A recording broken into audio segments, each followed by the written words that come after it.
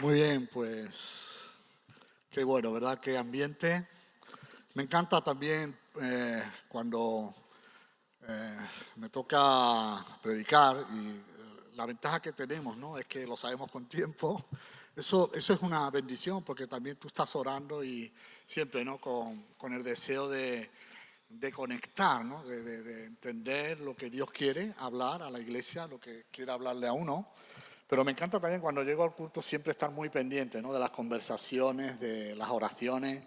Y puedo ver cómo el Señor ya está confirmando la palabra y cómo el Señor, el Espíritu Santo ya está empezando a obrar. Ha habido un llamado muy importante, también basado en las expectativas, en lo que queremos que Dios haga en nuestras vidas y a través de nuestras vidas también. Yo creo que esto es muy importante, que podamos ver nuestras vidas, nuestra historia particular, personal, cotidiana, y conectarla con los propósitos magistrales del Señor. Amén. Y de eso quiero hablar precisamente en esta mañana. Bueno, no están ahí las pantallas. El lema o el tema de la palabra que quiero traer es la alegría de vivir. Pero siempre en un contexto como hijos de Dios, ¿no? Como hijos llamados por Dios. Cuando hablo de la alegría no estoy hablando del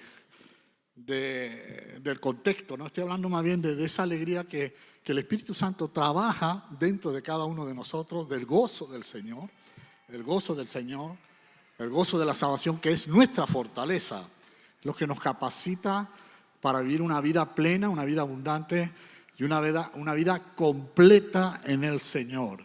Y voy a hablar de varios pasajes y quiero terminar con una historia que está en la palabra, una historia que para mí me identifico mucho, mucho con ella. He predicado algunas veces de ello, de los discípulos camino a Emaús, pero siempre, siempre uno encuentra algo, siempre uno encuentra, y creo que es una historia que puede ser tu historia, y es mi historia también, porque lo importante de esta historia es cómo acaba, ¿no? Y no solamente cómo acaba, porque ahí comienza algo grande que todavía está sucediendo, está en activo, pero ese fue un gran comienzo, cosas mayores, como estamos hablando también, precisamente también lo que va a ser el lema de esta campaña de oración y ayuno, en la que animo a que podamos participar todos en esta semana, no como simplemente algo a cumplir, ¿no? Sino de entender que es un momento clave también para juntarnos, para reunirnos, para orar juntos, con esa mirada puesta en el Señor, sabiendo que Dios cuenta contigo, que Dios cuenta conmigo, que todavía somos parte de la historia de Dios, independientemente de tu propia historia. Y esto creo que es muy importante, muy importante. Así que os animo también que podéis apuntaros. Allí también estarán los hermanos, los ujieres, parte del equipo de intercesión, a apuntaros a nivel de grupo, a nivel de grupos de trabajo, grupos de hogares y a nivel individual también. Estará abierto desde las 9 hasta las 10 de la noche. Este lugar abierto, la verdad que es una bendición poder ver la cantidad de habitaciones que hay. O sea que si tú quieres tener un tiempo íntimo con el Señor solo o sola, puedes retirarte. Que quieres estar en grupo, puedes estar en grupo. Y por eso animamos también a que podamos tener ese tiempo aquí. Sé que muchos oramos en casa, pero es un momento también, ¿no? Creo que de estar juntos como pueblo de Dios, como parte de lo que Dios quiere para ti y para mí. Quiero leer un pasaje en Juan capítulo 15, versículo 11 y 17, unas palabras de Jesús a sus discípulos, un poco preparándonos, ¿no? Para lo que habría de venir, los acontecimientos que iban a surgir después más adelante. Y dice: estas cosas os he hablado para que mi gozo esté en vosotros y vuestro gozo sea completo, vuestra alegría de vivir sea completa. Y Jesús les está hablando a ellos y es muy importante entender la naturaleza del gozo que el Señor está hablando y que Él quiere poner dentro de nosotros para que vivamos una vida completa, una vida en plenitud, una vida donde Jesús pueda llenar todas las áreas de nuestro existir, de lunes, martes, miércoles, jueves, no solamente de domingo a domingo, sino todos los días de tu vida. en cada momento de tu vida tú puedas conectar tu fe con tu propia realidad y vivir una vida de gozo, de alegría del Señor para ti. Y una de las cosas que aprendemos aquí es que es el gozo del Señor, no es tu gozo, menos mal. Es el gozo del Señor. Y por eso Jesús dice, os he hablado para que mi gozo, mi alegría, la alegría de Jesús por ti y por mí esté en ti. Y esto cambia las cosas, esto es algo maravilloso. Poder entender que tenemos el gozo del Señor. Por eso podemos decir, el gozo del Señor es mi fortaleza. Se trata de ver cumplidos los deseos de Jesús más profundos en tu propia vida. Por eso Jesús también en una oración al Padre dice, pero ahora voy a ti, Padre, y hablo esto en el mundo para que tengan mi gozo cumplido en sí mismos. En sí mismo. Que ese gozo de Jesús sea parte integral en tu vida, en tu espíritu, en tu cuerpo, en tu realización, en todo lo que hacemos, todo lo que tiene que ver, aún en nuestras luchas, en nuestras batallas, en nuestras propias historias. Qué importante. Por eso el gozo del Señor. Dice, para que tengan mi gozo cumplido en sí mismo. La Nueva Traducción Viviente dice, para que estén llenos de alegría, llenos de mi alegría.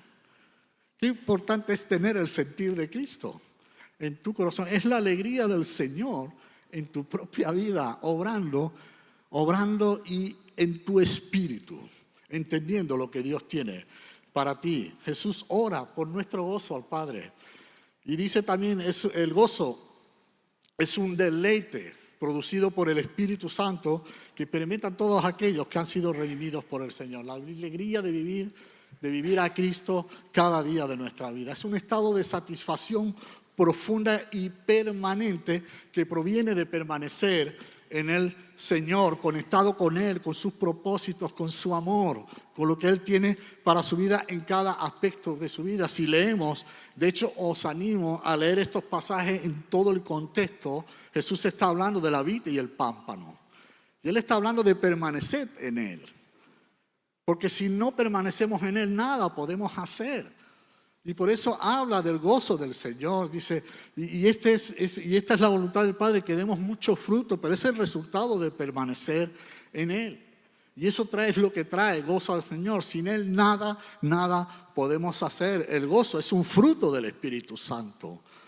La semana pasada, María Luisa nos habló acerca del fruto del Espíritu Santo. Y el gozo es un fruto, es una realidad, es un cumplimiento de las expectativas del Señor sobre tu vida, de lo que Él tiene para ti y para cada uno de nosotros.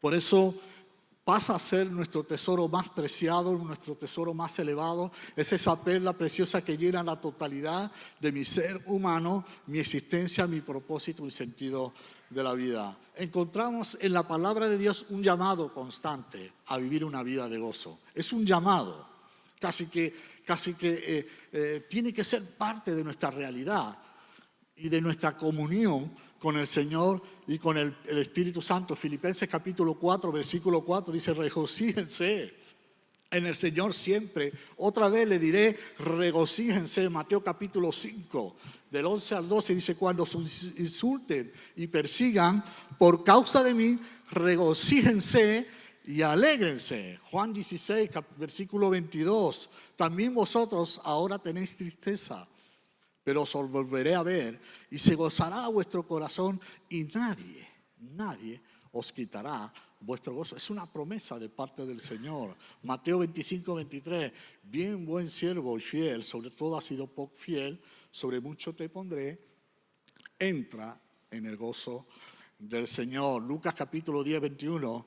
Dice que el mismo Jesús también se regocijó en aquella misma hora en su espíritu, estando orando por ti y por mí, y viendo los resultados de su sacrificio en la cruz, anticipando lo que sería esa victoria poderosa y triunfal. Así que podemos ver que el gozo del Señor nos acompaña continuamente en nuestro vivir, en nuestra existencia. Nos acompaña siempre, es la mirada de Dios puesta sobre ti y nos acompañará también en el futuro. Cuando lleguemos al Señor, cuando lleguemos ante su presencia, Él nos invitará, ¿verdad? Y se gozará, y el gozo del Señor estará ahí. Así que es importante vivir esta vida de gozo, y podemos ver algunas cosas. Voy a tratar de resumirlo, pero sí tener algunas características acerca de la naturaleza del gozo del Señor. En primer lugar, el gozo del Señor es la experiencia que tiene mayor correspondencia con la realidad de nuestra redención y comunión con Dios. Es el gozo de la salvación. Es el gozo de estar seguros. Es el gozo de saber que Dios está con nosotros. Es el gozo de saber que Jesús, el Señor, cumplirá sus propósitos en cada uno de nosotros. En Nehemías 8:10, donde hay una palabra a una generación que después de estar muchos años deportados en una tierra extraña, vuelven de nuevo a la casa del Padre, vuelven de nuevo al lugar, y Dios los sitúa en su historia. Y allí, a través de Nehemías, le dice: no estén tristes, el gozo del Señor nuestra fortaleza es. Es saber que hay esa conexión. El gozo de Dios es la reconexión o la unión con Él. De saber que Dios tiene el control. De saber que Dios tiene un plan, un propósito, de que Él no te ha perdido de vista. Él está en tu propia historia, está en tu propia vida, está en tus luchas, está en tu enfermedad. Muchas veces Él está en nuestras desilusiones, pero necesitamos que nuestros ojos sean abiertos.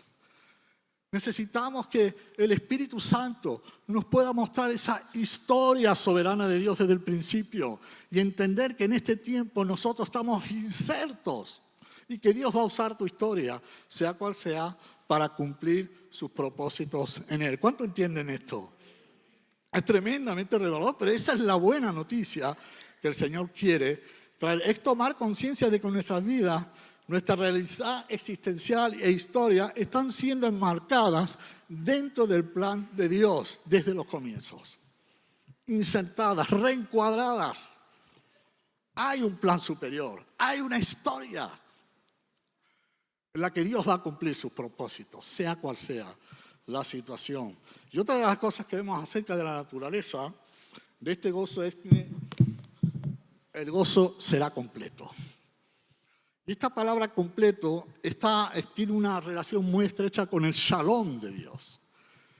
Es la paz de Dios sobre tu vida, pero el shalom de Dios es vivir la paz de Dios en la plenitud de tu vida. En todos los aspectos de la vida. Es la alegría de vivir en todas las esferas de la vida. Todo está siendo completado en ti. No solamente hoy domingo, donde quizás hoy está teniendo para ti sentido la fe. Pero de domingo a domingo, ¿dónde queda la fe? A veces nos cuesta conectar nuestras vidas cotidianas y diarias con la fe. Nos cuesta entender muchas veces: Señor, mi trabajo, esta situación que estoy viviendo, ¿dónde estás tú, Jesús? ¿Cómo puedo conectar a Jesús con esa realidad? ¿Cómo puedo entender que ahí Dios también está obrando? Que Dios también está haciendo las cosas. De alguna manera nosotros hacemos como una dualidad y fragmentamos la fe. Dividimos nuestra fe y entendemos que nuestra fe funciona en ambientes como estos. Pero Dios quiere decirte que tu fe también funciona en un ambiente contradictorio, en un ambiente secular. Es que no debe de existir ni lo secular ni lo sagrado, porque Jesús vino precisamente a romper esa barrera y a romper ese velo entre lo natural y lo sagrado. Todo en tu vida es sagrado. Y esto es importante entenderlo, de que nuestra vida va más allá de una simple reunión, va más allá de una campaña de oración y ayuno, de un congreso, de una responsabilidad, de un servicio a Dios. Tu vida también cuenta para Dios en ese lugar. Quizás para ti no tiene sentido. En ese trabajo donde estás peleando, en ese ambiente secular, donde a lo mejor Dios te quiere usar para que tú desarrolles un ministerio poderoso también. Es un llamado de Dios a cubrir todas las áreas y todas las esferas de nuestras vidas. Amén. Y creo que esto es importante entenderlo. Ahora bien, podemos perder el gozo, ¿sí o no? Bueno, yo creo que no lo podemos perder porque no es nuestro. Menos mal, ¿verdad? Es el gozo del Señor. Pero sí podemos perder la perspectiva del gozo, podemos perder el enfoque. Y necesitamos ser reencuadrados en ese sentir de Cristo, en esa realidad de Cristo, porque el gozo es del Señor. Y está ahí aunque nosotros no lo podamos ver. Cansados, fatigados, desilusionados, estresados, el trabajo.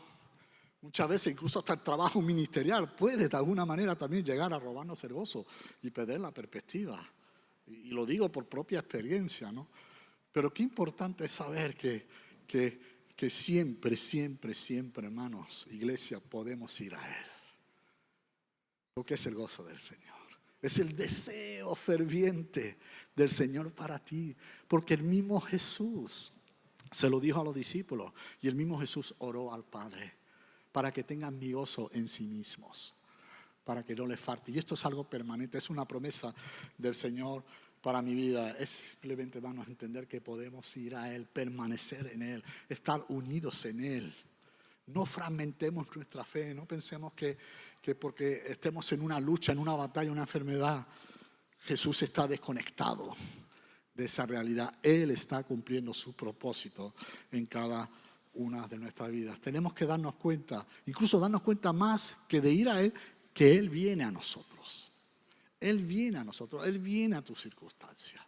Y necesitamos que nuestros ojos sean abiertos para que podamos entender esta realidad. Jesús viene. Es que yo creo que por cada paso que yo doy, ya Jesús ha dado 10 pasos en tu dirección para encontrarse contigo. Él viene a nuestra vida, Él viene a nuestros sucesos, Él viene a nuestras historias corrientes, particulares, para abrir nuestros ojos al cumplimiento de sus propósitos magistrales. Amén. Y quiero acabar con una historia, la historia de Emaús. De hecho, es una historia que sucede más adelante. Más adelante, ya Jesús habla estas palabras, prepara a los discípulos, ocurre lo que ocurre, y sabéis lo que pasó, ¿no? La historia es una historia de fracaso, uno lo puede leer y dice, vaya fracaso, ¿no? Vaya tema, ¿no? Y cómo acaban todos, cómo acaba Pedro, cómo acaba Judas, cómo acaban los 2 discípulos de Emaús. Voy a leer una parte, ¿vale? Sí me gustaría que en vuestras casas pudierais tener ese tiempo en los grupos de hogares, pero primero en vuestras casas ese tiempo. Después voy a hacer algunas preguntas, pero esas preguntas llévatelas contigo para después desarrollarlas con el Señor, pero también poder compartir de lo que el Señor te está hablando o qué es lo que el Señor te ha mostrado, algo nuevo, cosas mayores. Amén. Yo creo que las cosas mayores tienen que ver también con entender que nuestras vidas están reencuadradas en un plan soberano, mucho más grande que nuestra propia historia. Y podéis leerlo, es Lucas capítulo 24, versículo 13 al 35. No lo voy a leer todo, creo que es una historia que muchos conocemos, pero de todas maneras yo voy a ir entrando poquito a poco, pero lo podéis leer también en casa. Voy a leer a partir del versículo 27, y dice, y entonces Jesús los guió por las escrituras de Moisés y de todos los profetas, explicándoles lo que las escrituras decían acerca de él mismo. Pero entonces ya estaban cerca de Emaús y del final del viaje, y Jesús hizo como que iba a seguir adelante, pero ellos le suplicaron, quédate con nosotros esta noche, ya que se está haciendo tarde. Y entonces los acompañó a la casa a sentarse a comer. Tomó el pan y lo bendijo, luego lo partió y se lo dio a ellos, y de pronto se le abrieron los ojos. No, Cristian, ahora no. Gracias. Que le diga unas instrucciones, pero no era el momento. Y de pronto les abrieron los ojos y lo reconocieron. Y en ese instante Jesús desapareció. Y entonces se dijeron el uno al otro, ¿no ardía nuestro corazón cuando nos hablaba en el camino y nos replicaba las escrituras? En menos de una hora, estos son los resultados, dice, en menos de una hora estaban de regreso a Jerusalén y allí encontraron a 11 discípulos y a los otros que se habían reunido con ellos, quienes decían, el Señor ha resucitado, de verdad, ha resucitado. Y se le apareció a Pedro. Amén. Y también cómo se le aparece a los discípulos. Dice, luego los dos de Emaús le contaron cómo Jesús se les había aparecido mientras iban por el camino, como lo habían reconocido entonces. Y esta es una historia fascinante y siempre me ha encantado el camino a Emaús. Voy a tratar de condensarlo al máximo, estamos de tiempo, pero yo quiero que te vayas con un desafío, con una palabra de Dios para tu vida, que puedas salir de aquí renovado, entendiendo, amén, que Dios cuenta contigo, que Dios está en tu historia y que Dios va a hacer grandes cosas, cosas mayores. Y esta historia siempre me encanta, ¿no? Vemos a unos discípulos abatidos, desaminados, agobiados, cuestionando su fe, cuestionando a Jesús, cuestionando todo. Ellos habían puesto su esperanza en el Jesús como el libertador de Israel, el que vendría a cumplir todas las profecías. No entendían lo que estaba pasando, de tal manera que sus sueños quedaron rotos, quedaron destrozados. Cuando tú pierdes la perspectiva de tus sueños, tu futuro es un futuro incierto. Quedas totalmente desorientado, desorientada. Es como que, y eso te lleva a perder fuerza. No hay fuerza en la vida cuando no tienes claras las metas, cuando no hay algo por lo que pelear, algo por lo que luchar, algo que dé sentido a mi vida, algo que dé sentido a cada día.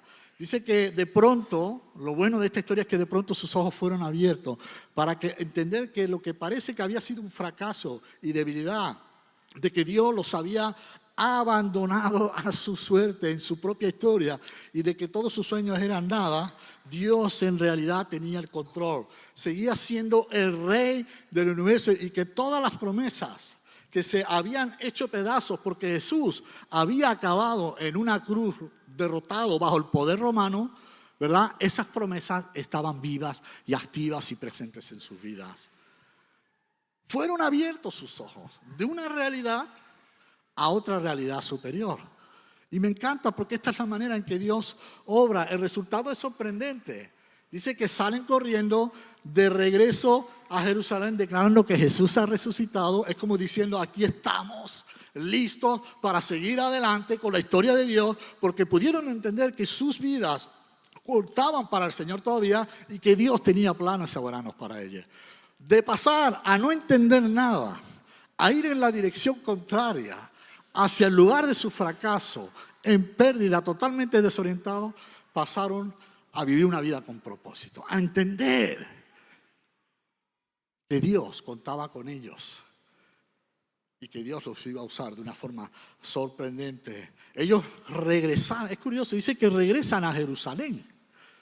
Se van huyendo de Jerusalén en el lugar de su fracaso, sin embargo, regresan a Jerusalén, al mismo lugar donde habían acontecido todas esas cosas. Salieron huyendo de Jerusalén, salieron huyendo de aquella historia, de la interpretación de aquella historia, camino a Emaús, pero regresaban con una interpretación victoriosa de su propia historia de dolor y de tristeza. Qué tremendo, ¿verdad? Y yo quiero pedirle al Señor que abra mis ojos para poder entender y vivir sus propósitos, para estar inmerso en su historia y seguir adelante, ¿no? Con el cumplimiento de lo que Dios quiere hacer como hijo suyo y como parte del pueblo de Dios, porque esto es una cosa donde todos estamos siendo llamados. Y vemos algunas cosas interesantes, vemos con las que yo me identifico un montón. Si leen la historia, ellos regresan a Jerusalén y van caminando, pero van caminando hablando entre los dos, con mucha tristeza. De hecho, cuando Jesús se acerca, le dice, ¿qué habláis entre vosotros con mucha tristeza? ¿No? Ellos no reconocen a Jesús, pero Jesús sale a su encuentro. Y una de las cosas que me sorprende aquí es cómo Cleofas, uno de los discípulos, dice que miró a Jesús cuando Jesús preguntó y le dijo, ¿eres tú el único peregrino que no se ha enterado de todo lo que ha pasado recientemente? Es curioso, ¿verdad? No sé si te pasa a ti. Yo me identifico mucho con Cleofas. Ellos creían que necesitaban abrirle los ojos a Jesús, cuando en realidad Jesús estaba allí para abrirle los ojos a ellos. Y yo creo que lo que se trata con los discípulos en ese pasaje Es algo que ha pasado en gran parte de mi propia experiencia cristiana. Cuando muchas veces yo miro a Jesús y le digo, ¿acaso no sabes, Jesús? ¿Acaso no sabes lo que ha ocurrido en mi mundo? ¿Acaso no eres consciente de lo que me está pasando? O incluso de lo que está pasando. Y a veces vamos con este reproche a Dios. Y de verdad que aunque no renunciamos a Jesús, es como que muchas veces esto nos lleva a una serie de parálisis. Y hacemos como una especie de enramada personal para quedarnos ahí. Vale, sí, Jesús, no entiendo lo que está pasando. No sé dónde está la fe.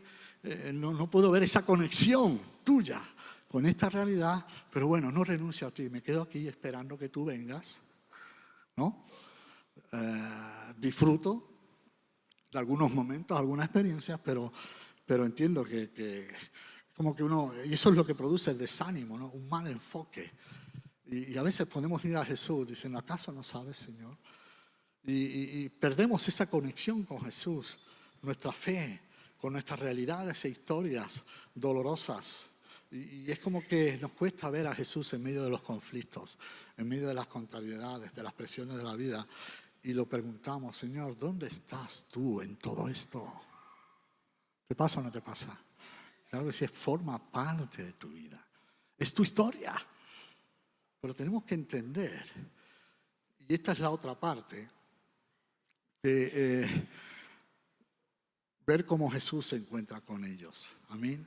Y esto es lo maravilloso, que Jesús se encuentra con ellos. Y por eso el camino de Emaús es una buena imagen de redescubrimiento acerca de quién es Jesús en mi vida, en la totalidad de mi vida, en la totalidad de todas aquellas cosas que yo estoy viendo. Jesús se encontró con ellos.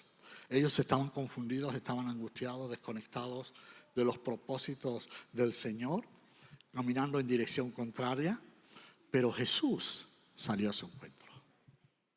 Creo que debemos de recuperar esta perspectiva de un Jesús que no nos ha prometido de que nos iría bien en la vida, no nos ha garantizado de que tendríamos éxito. O sea, no se trata de tu bienestar, pero una de las cosas que Jesús sí ha prometido es que su presencia estaría contigo todos los días de la vida. Él te acompañaría en ese proceso de vida, pero no solamente para guardarte y para cuidarte, sino para enviarte al mundo y ser un testimonio poderoso y participar con Él en la redención de este mundo, de todas las cosas creadas desde el principio hasta el final. Y hermanos, Él está aquí ahora, Él está contigo.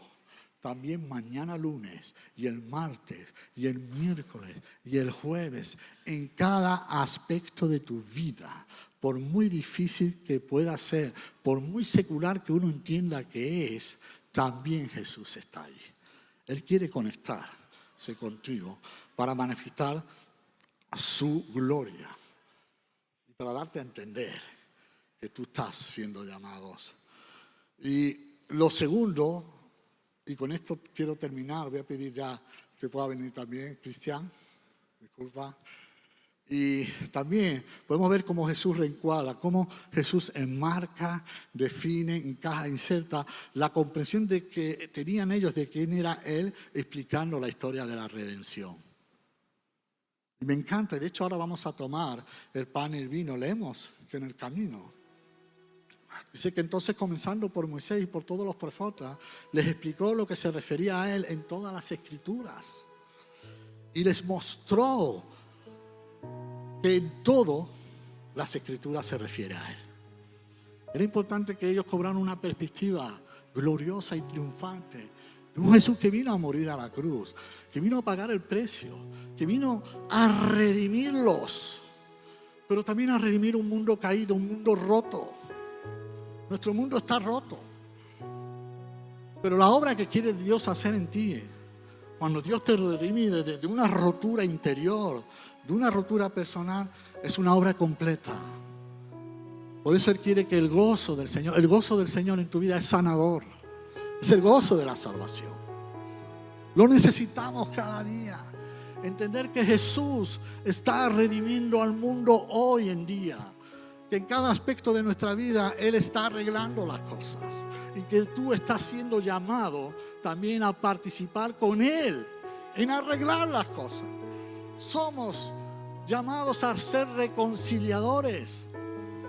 La palabra redención significa arreglar lo que está roto, lo que se rompió, y es verdad que todavía podemos ver los efectos de la caída que nos hacen ver en nuestra realidad de que este mundo está roto, de que parece que no hay solución, pero la redención, ese precio que Jesús pagó por ti y por mí, por ese gozo en sí mismo, para trasladarnos a ti, esa redención todavía está activa y Jesús cuenta contigo, conmigo. Hermanos, tenemos que cobrar una perspectiva mucho más amplia acerca de lo que significa ser redimido, acerca de lo que es la salvación. Jesús me salvó, claro que sí, pero pensamos que eso tiene que ver solamente con nosotros, como que eso acaba ahí. Y ahora Dios me cuida, ahora Dios me ayuda, ahora Dios me fortalece y ahora siempre, ¿no? Pero va mucho más allá. Los efectos de la redención todavía están presentes y van a ser mucho más maravillosos y magistrales de lo que pensamos. Y la buena historia es que Dios quiere usar la historia de tu vida para hacerte parte de este plan. Y hermanos, las historias son clave para la vida humana. Nos ayudan a orientarnos en el mundo y entenderlo. Solamente se puede responder a la pregunta: ¿qué debo hacer si conozco de qué historia o historias encuentro que formo parte? Y es muy importante cómo yo estoy interpretando mi propia historia, cómo yo estoy viendo las cosas, cómo ellas pueden llegar a cambiar lo que podemos ver y hacer. ¿Cómo estás siendo moldeado hoy? ¿Cómo tu fe está siendo edificada hoy en día? ¿De acuerdo con qué historias estás viviendo? Creo que esto es importante, que podamos hacer esa reinterpretación de nuestra historia, de nuestra realidad, para encuadrarla, encajarla y ajustarla dentro de los propósitos soberanos de Dios. ¿Saben por qué? Porque Dios hace avanzar su historia. Y Dios hace avanzar su historia llamando a personas comunes y corrientes a confiar en Él y obedecerle. Dios cuenta contigo. Hay un momento donde hemos visto en esta historia, y voy a pedir también al grupo de alabanza que pase adelante, en esta historia donde Jesús, es curioso, ¿no? Como esa tarea tan natural de partir el pan, después de que Jesús les abre las escrituras, ¿no? Los enfoca y les da a entender que el plan de Dios sigue adelante, ¿no? Ese momento de ese, cuando se sienta y le da el pan, posiblemente recordando ese momento con Jesús en el aposento alto, ¿no? Donde Jesús está hablando de la redención, de la historia de redención. Dice que en esos momentos, cuando Jesús abre el pan, sus ojos son abiertos. Los ojos de ellos se abren a una realidad superior, donde ellos entienden que encajan, que sus vidas encajan. Recordad que estaban desanimados, destrozados, sin perspectiva, sin futuro. Y ellos entienden que encajan en ese propósito soberano del Señor. Así que, hermanos, hay tantas historias aquí. Hay historias muy reales. Ahora Noemí hizo un llamado, ¿verdad? Y yo pude ver, ¿no? En ese llamado cómo cada uno viene con su historia, ¿no? Pero abriendo puertas, ¿no? Diciendo: Señor, no quiero concluir, no hay una lucha interior, no quiero quedarme aquí, quiero que tú me muestres algo superior. Yo sé que muchos de los que estamos aquí también hay historias de todo tipo, ¿verdad? Historias, luchas personales, situaciones que estamos viviendo cada día y que a veces nos recuerdan como que a los discípulos, ¿no? De que el poder de este mundo tiene más poder que el poder de Dios. Eso fue lo que les pasó a los discípulos. Pensaron que el poder romano y el poder de la ley, el poder religioso de aquellos tiempos, tenían más poder que Dios, como para echar a perder todas las promesas que el Señor había mostrado desde el principio. Yo quiero y le pido al Espíritu Santo que haga dos cosas en esta mañana, en esta tarde. Que abra las Escrituras para nosotros, de tal manera que encontremos espacio para el amor de Dios en nosotros. De tal manera que podamos entender que sí encajamos, de que no se trata de tus errores, no se trata de la culpa, no se trata muchas veces ni de la metedura de pata. Jesús te redimió y Él quiere darte un gozo inefable, un gozo completo de saber que Él cumple sus propósitos en cada uno de nosotros. Así que piensa en tu historia, pero no para quedarte ahí. Que el Señor abra las Escrituras para ti en esta mañana. Y en esa medida que abre las Escrituras, Jesús salga en tu encuentro, para que tus ojos sean abiertos. Ahora vamos a tomar el pan y el vino. Y voy a orar para que en ese momento que tomes el pan y el vino, Jesús abra nuestros ojos. Nos dé a entender que su plan es un plan superior.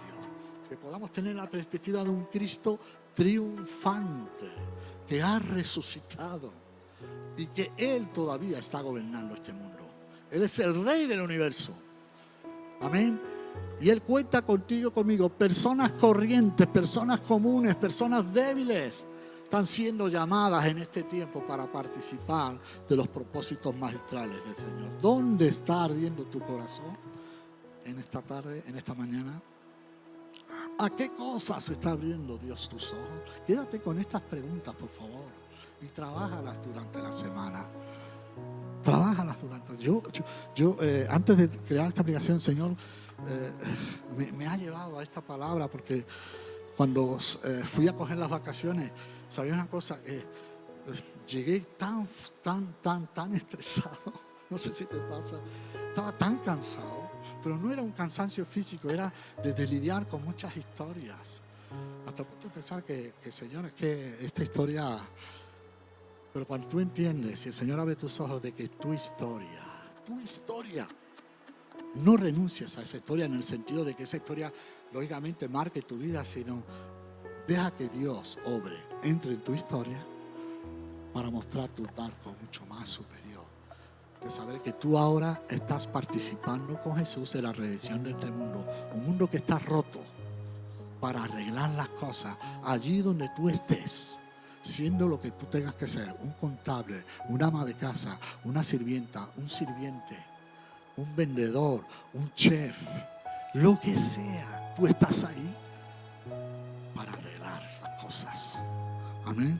Para redimir, ser parte y reconciliar consigo mismo. Dice la palabra de Dios que desde antes de la fundación del mundo,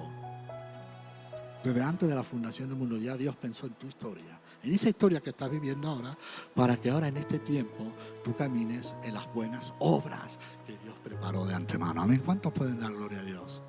Aleluya. Vamos a ponernos de pie. Voy a hacer una oración y vamos a pasar ahora a tomar la Santa Cena. Dios del cielo y de la tierra, Señor, cada uno de nosotros vivimos nuestro camino a Emaús. Cada uno de nosotros estamos peleando en nuestros propios contextos, en nuestras luchas, con esta forma de interpretar las cosas, Señor. Pero ayúdanos en estos días.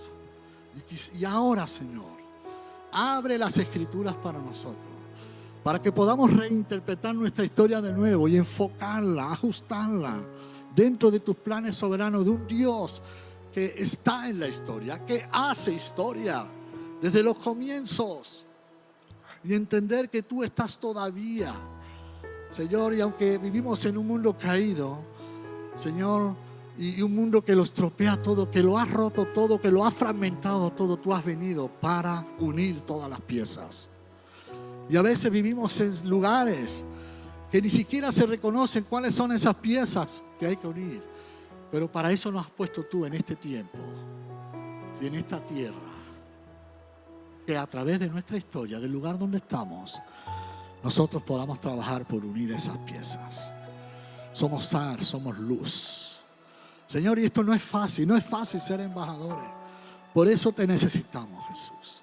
Necesitamos que tú vengas a nuestro encuentro, a nuestras vidas, a nuestras historias. Tú estás hoy en la puerta de nuestra historia, llamando a la puerta. Llamando a la puerta. Y ahora nosotros queremos abrirte para que tú te quedes, entres y cenes con nosotros. Es una promesa, Jesús. Oh Dios, gracias por cada vida aquí, por cada historia. Hay tanta historia, historias biológicas, historias personales, historias familiares. Señor, personas de otros países que también vienen con su propia historia. Pero aquí todos estamos bajo tu historia. Por eso nos has traído, Jesús, para que en este tiempo nosotros sigamos adelante, impulsando tu historia a cosas mayores, a una vida de cumplimientos y de los propósitos del Señor. Gracias.